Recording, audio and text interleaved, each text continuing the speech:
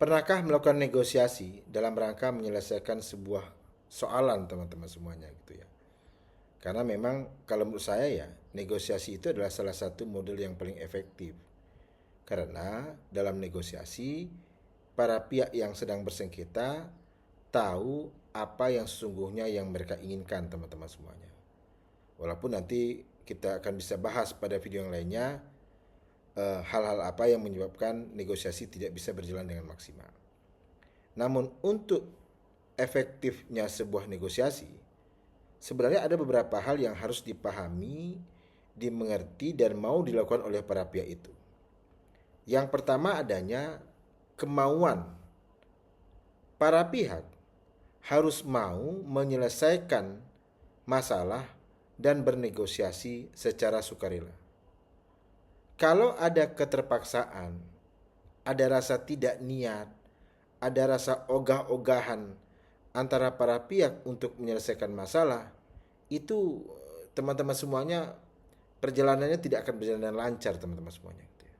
Jadi kalau sudah dari awal para pihak sudah sepakat, saya akan secara sukarela, sungguh-sungguh, saya ada kemauan, toh nantinya kalau negosiasi ini berhasil, saya juga yang untung gitu ya teman-teman semuanya, itu akan menarik nantinya.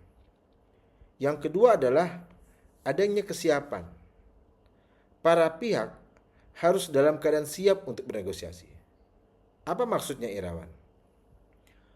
Kalau para pihak itu berangkat dari sudut yang berbeda dan tentunya tujuan yang berbeda, maka ada harapan yang akan ingin disampaikan kepada pihak lawan. Salah satu yang perlu disiapkan adalah mana dokumen tertulisnya, mana proposal perdamaiannya, mana penawaran Anda. Karena dalam negosiasi orang lebih cenderung untuk percaya pada apa yang dia lihat. Itu satu ya. Yang kedua, Anda harus bikin apa yang terbaik, apa kemungkinan yang berikutnya. Jangan hanya kaku pada satu alternatif saja teman-teman semuanya. Belum lagi kalau kita kemudian bernegosiasi yang butuh dokumen, di mana pihak lain bilang, coba lihat kontraknya dulu. Coba lihat waktu itu penawaran Anda apa. Siapkan itu gitu ya. Jangan sampai kemudian, saya nggak bawa loh Pak. Atau saya siapkan dulu ya Pak. Jangan begitu teman-teman semuanya. Ya. Yang ketiga, kewenangan. Jika Anda adalah orang yang langsung bernegosiasi, maka Anda harus punya kewenangan untuk memutuskan teman-teman semuanya.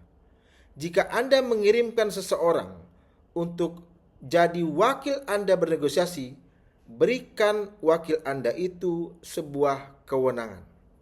Jangan kemudian dia begini, Pak, terhadap tawaran Bapak, saya akan konsultasikan dulu ya dengan pimpinan saya. Butuh berapa lama? Ya mungkin 2 hari Pak. Besok balik lagi. Lalu kemudian dikomentari oleh pihak lawan. Lalu kita bilang, Pak, ternyata kalau penawarannya seperti ini Pak, saya akan kembali lagi berdiskusi. Itu nggak menarik teman-teman semuanya. Ada kejenuhan dan khawatirnya apa? Pihak lawan Anda merasa dipermainkan. Dia merasa harus bertemu dengan orang yang sebenarnya tidak punya kewenangan mengambil keputusan, sementara dia sendiri punya kewenangan untuk itu teman-teman semuanya. Yang keempat, keseimbangan kekuatan. Ya, para pihak harus memahami bahwa tidak ada yang lebih kuat di antara satu sama lain. Kalau para pihak menyadari bahwa saya bernegosiasi dalam rangka menyelesaikan masalah yang sama-sama sedang saya hadapi, baik saya maupun pihak lawan saya, itu akan menarik. Dalam banyak negosiasi, teman-teman semuanya, negosiasi menjadi gagal ketika yang satu merasa lebih kuat, atau yang satu merasa aku terlalu lemah bernegosiasi dengannya. Atau kemudian para pihak ini merasa apa? Saya karena memang saya lebih kuat dan Anda lemah, Anda yang harus serius bernegosiasi.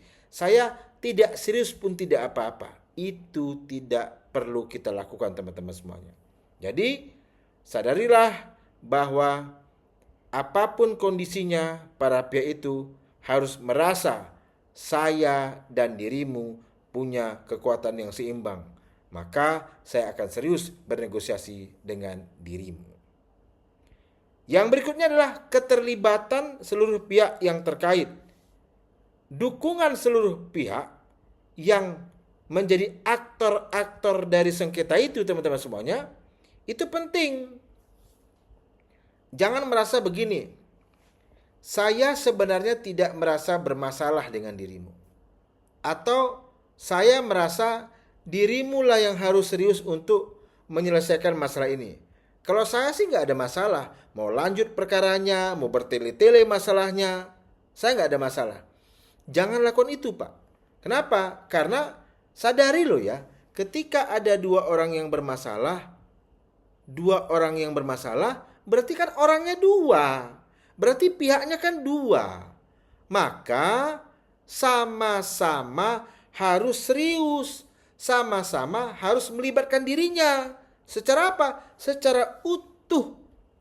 Agar masing-masing punya pandangan kemana arah perkara ini.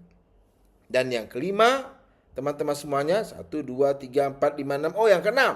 Yang keenam, adanya holistik atau pembahasan persoalan itu harus dilakukan secara menyeluruh, teman-teman semuanya.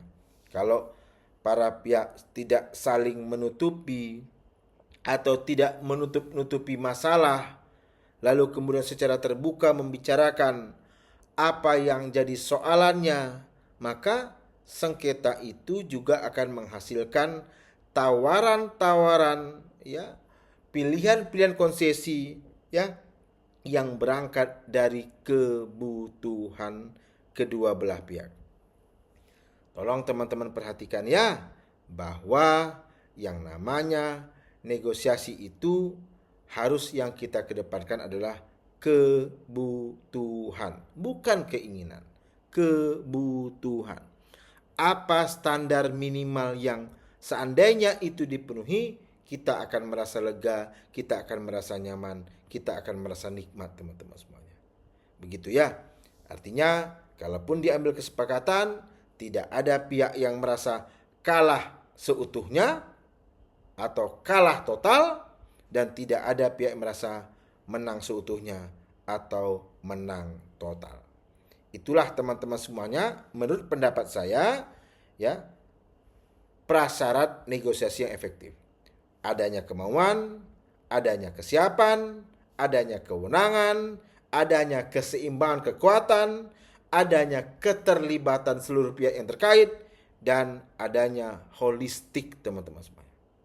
Semoga ada manfaat.